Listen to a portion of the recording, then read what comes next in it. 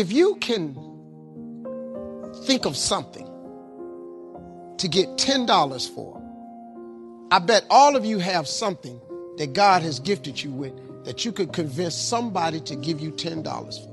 I'm going to show you how to become a millionaire. All you need is to have one thing that you can get $10 for. I don't care if it's cutting hair, cutting grass, painting, babysitting, typing papers, walking dogs. I don't care what it is. Just get somebody to give you $10. All I want you to do is do it and get $10. After you get the $10, I want you to do it 10 more times. That's all. You'll have $100. Now, when you get that $100, whatever you did to get the $100, I want you to do it 10 more times. You're going to have $1,000. Now, get a little tricky now. Whatever you did to make the $1,000, listen to me close. What I want you to do is do it 10 more times. That's what I want you to do. Don't change shit. Just do it 10 more times. You'll now have $10,000. Now, this is where you got to start using your faith. After you make $10,000 with this $10 idea, all I want you to do is do it 10 more times. Just 10, whatever you did to make the 10,000, do it 10 more times. You're going to have $100,000. Here's the trick of tricks. Once you make $100,000, you're going to have to hire a few people. And all I want you to do after you make the $100,000, same thing you did to make the $100,000, I just want you to do it 10 more times. Congratulations. You are a millionaire. That's how it's done. These jokes I'm telling right now, these $25 jokes. My first gig paid me $25. These the same jokes. This just English. I ain't learned how to do this in Spanish or none of this. I just kept telling these jokes in English. 10 more times, 10 more times, 10 more. Till they started paying me $25,000 a night. Then they started paying me $100,000 a night, $150,000, $250,000 a night. I made $500,000 telling jokes in one night. They're the same jokes. I just kept telling them over and over and over and over and over. $25 jokes repeated on a 10-time multiple. You could be a millionaire babysitting. You could be a millionaire doing eyebrows. You could be a millionaire cutting grass. You could be a millionaire as a barber, painting houses. You already have the gift. God has already given you the gift. He gave it to you at birth. You was born with it. God ain't never created a soul he didn't give a birth to. That he didn't give a gift to at birth. You sitting up in here, if you're poor today, it's because you tripping. You just tripping. You done talked yourself out your God-given gift. You done got some funky job somewhere and tried to act like you was happy with it. Now they done furloughed you. Now you disappointed. You ought to be jumping for joy. Walk your up the hall, go take your gift God gave you and turn yourself into a millionaire. He made a mistake, and he paid for his mistake with a lot of pain, a lot of tears. And there came to a point where he knew he should have gotten a divorce. But he was stuck. He was stuck in something called revenge. He said, she's made me so miserable, I'm going to pay her back. He was stuck, and he stayed in there longer than he should have because it began to attack him. It began to affect him psychologically. And as a result of that, when he eventually did get a divorce, he took that same attitude to other relationships, looking for something to go wrong. He was burned so badly, he did not want to risk pain again. He was going in relationships trying to avoid pain. When it became too close, he would do something to make sure the relationship did not work. He would always try and find something wrong with the person, because there are no perfect people. So if you look for it, you can find it. He was stuck in revenge. Another friend of mine, working on a job, loved the company very much, expected to retire there. And one day they called him in the office, asked him for his badge and identification, called the security man up, walked into his desk, told him he was fired and he had to leave then. He was devastated. And if you came anywhere near him, he will tell you his story, as we all have stories. Even when he got a job, he went on the job telling anybody who would listen how they fired him unjustly. And he always ended with, it wasn't fair. Life isn't fair. Life just is. It's not fair that birds eat worms, and they do. You only got 8 years of life, by the way, just so you know. You only live 8 years. Average person lives 78. You spend 28 of those years sleeping. You spend 10 and a half to 12 of them working. Spend another 3 or 4 shopping, chores, internet, traffic, add it up, you get 8 years. And you're not a newborn, so you got less than that. You got to get in a hurry to make a difference in your life. Time is running out like that. I'm fired up. Fired up? Probably didn't know we were going there. When I was a kid growing up, I don't know if you had this, my mom had the good china in a china cabinet. We had this furniture in the living room that was wrapped with cellophane that we weren't allowed to sit on until important people came over. Anybody have any of that in their house? We never got around to sitting on it. And it died and got stale and old and dated, and so do dreams. If you don't start getting after your dream, it'll get old and dated and stale.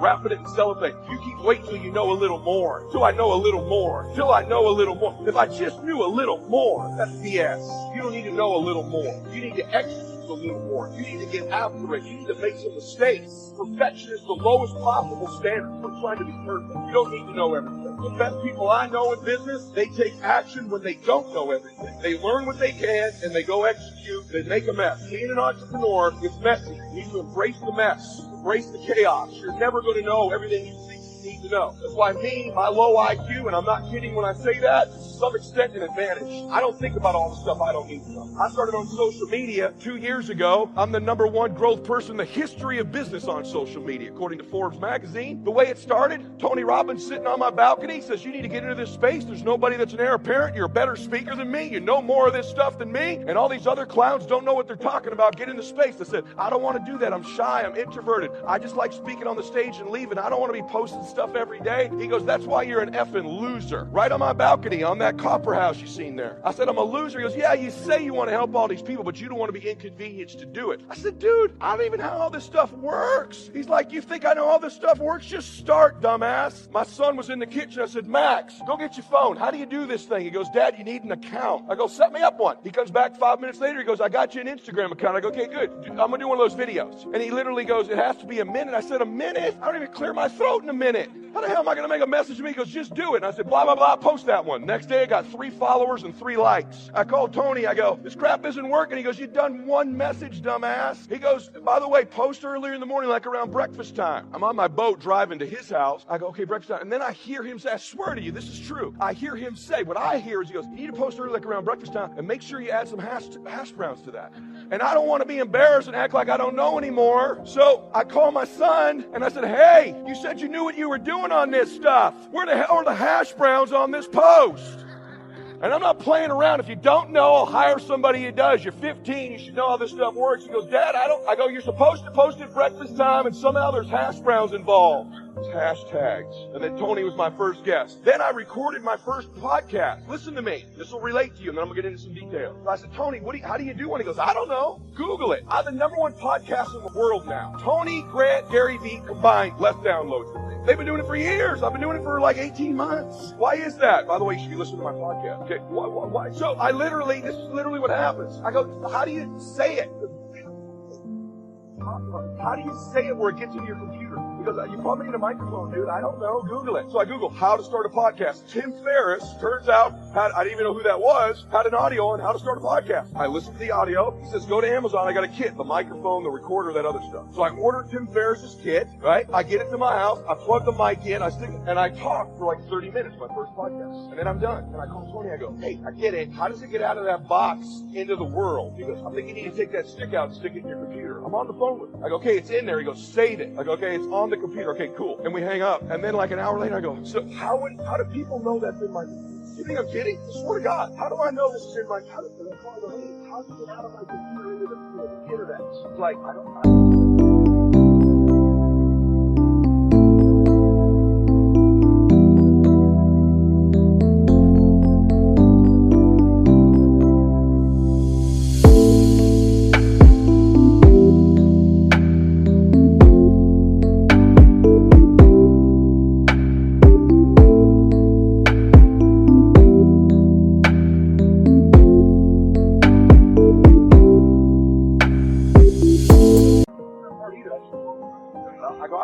I got Max, he doesn't even know about hash browns. And then I finally figured out getting host thing. You think if I waited around to know everything, this would not have happened. You take action. The Lord has a way when you step into a new space and revealing to you the people, places, resources, things you need in that space, and you go from there and you go to the next one. I have a great friend of mine named Paul Edwards who's a NASCAR driver. I sponsored his car for a number of years. He was Scariest thing in NASCAR is when there's a crash in front of you, we are trained to drive right into the smoke. Fundamentals form the beginning, the basis, the reality from which everything else flows.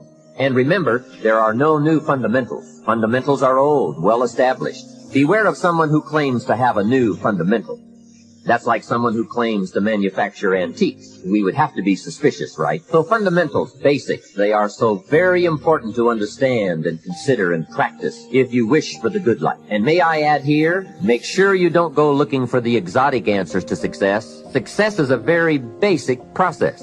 It doesn't fall out of the sky, it doesn't have any mysteries, nor does it fall into the realm of the miraculous. Success is merely a natural result that comes from the consistent operation of the practical fundamentals. As someone wisely remarked, to be successful you don't have to do extraordinary things. Just do ordinary things extraordinarily well. Mr. Schoaf, my teacher, gave me many great phrases I'll always remember. One of them was, there are always about a half dozen things that make 80% of the difference. What a key thought, a half dozen things. Whether we are working on our health, wealth, personal goals, or professional enterprise, the difference between our ultimate success or inevitable failure lies in the degree to which we are willing to seek out, study, and to go to work on those half dozen things. For a farmer to reap a plentiful harvest in the fall, for example, the major basics are fairly obvious. Soil, seed, water, sunshine, nourishment, and care. Each fundamental being equally in need of study and attention, for together they bring about the best chance for a successful harvest. The Bible said in quietness and in confidence shall be your strength. Finding a still place where you can hear that little voice that directs traffic in your life. It's like the navigational system in my car. It says down 2 blocks and turn left. And that works real good until I turn the music up too loud. And when because I'm out of the 60s, so I turn the music up until you have a hearing deficit, and I'm trying to hear direction, but the music is so loud. Now my new...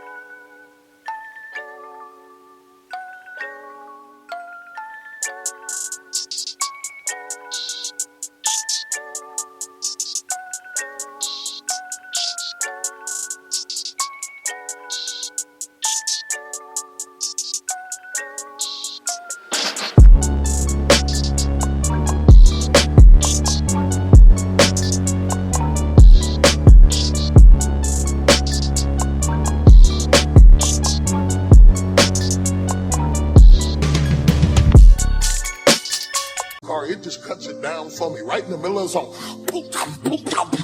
Turn left at the corner. Yeah, and sometimes God has to turn the music down for you because everything's turned up too loud, and God has to turn it down and bring you to your knees where you can hear the still voice. That's what started you. That's what called you. That's what inspired you. Don't let the noise of life or the noise of success or the noise of struggles or the noise of popularity become so loud that you lose your ability to hear the still small. For preachers, we think that we are speakers. And let me give you just the key to speaking. People who do not hear right cannot speak. Have you ever noticed that deaf people talk funny? They talk funny because they hear funny. You are funny. So he's back up in the cave again, and then the still small voice speaks in his life and begins to give him direction. You would be shocked how many leaders live in the cave. Leaders have a tendency to be cavemen. Cavemen, that's why you want it done. Certain way, do it this way, or get out of here. Cave, you got a club, getting it done. One time you're nice on stage. People who work with you behind the scenes know that you're demanding, egotistical, and self-centered, and stressed out. And when you want it the way you want it. Boom, caveman. This is my last day. I get nasty now.